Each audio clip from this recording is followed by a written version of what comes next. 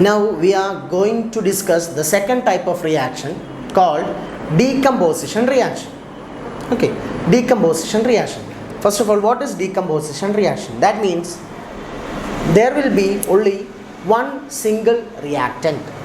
Before, in the case of combination reactions, there were two reactants combining together to form a single product. Here the opposite happens.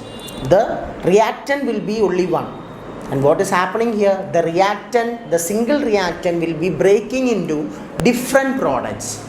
That means one single reactant decomposes into two or more products. This type of reaction is called decomposition reaction.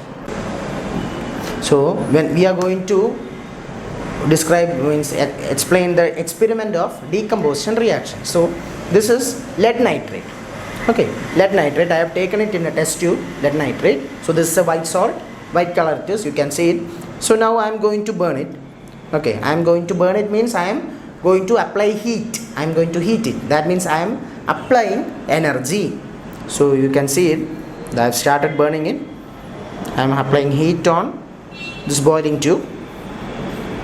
So gradually this lead nitrate also will become hot.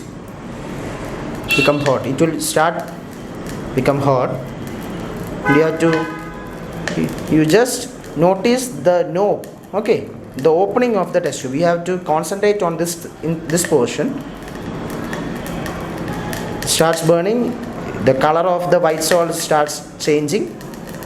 Now you can see what type of fumes are coming. Brown fumes are coming over here. So the brown fumes you can see here, it's thick brown fumes, and these brown fumes are nitrogen dioxide gases. And the lead nitrate, which was white salt, it is converted into, it's decomposed into nitrogen dioxide gas and lead oxide. So from lead nitrate, the nitrogen dioxide gas is moving away, it's evolved, as well as oxygen is also evolved, and thus only lead oxide is formed. It is present here. So you can see it.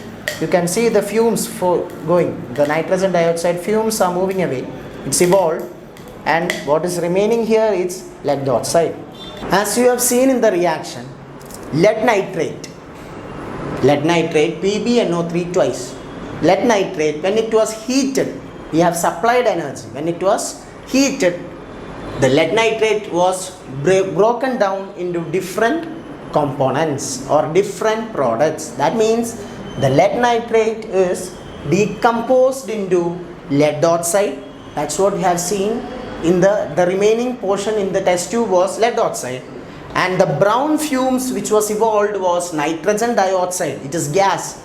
The nitrogen from lead nitrate is moved away in the form of gas, nitrogen dioxide. That was the brown fume, and also oxygen was also evolved in the beginning of the reaction. Oxygen was evolved. It is colorless gas. So oxygen was evolved, as well as nitrogen dioxide.